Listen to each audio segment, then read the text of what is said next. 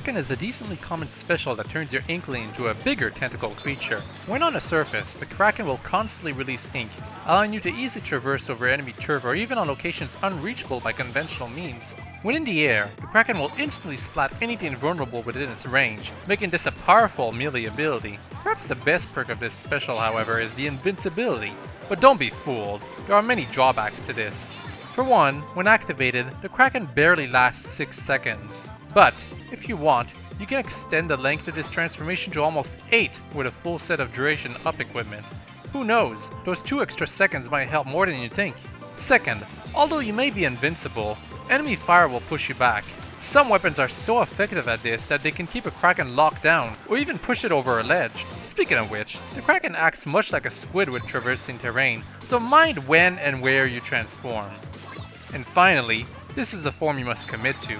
That means you cannot use your sub or main weapons for its duration.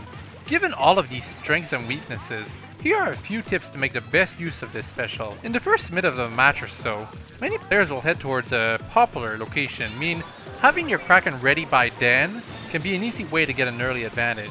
You should also try to use it as a method to easily breach into the enemy's base. A row on a mall is a map that perfectly suits this move, due to the position advantage of the home perches.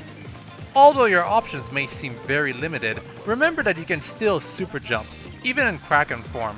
Try to super jump to a cornered ally when you have it ready, activating it just as you land.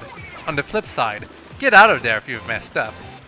Actually, if your opponents are repelling you just after you transformed, try to pretend that you're retreating for a second, then quickly try to catch any squids foolish enough to have tried to pursue you. It often works against aggressive players.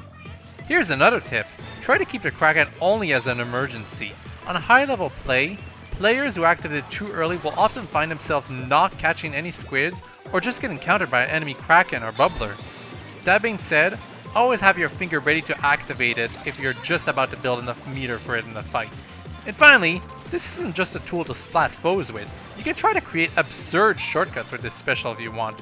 While not the optimal option, some of these Kraken-only shortcuts are practically unreachable by some weapons, so consider making one early in a match. Try not to drown in the process though. If you want more tips on Splatoon matches, check the playlist in the description below. I hope you've all enjoyed this video and all have a very nice day.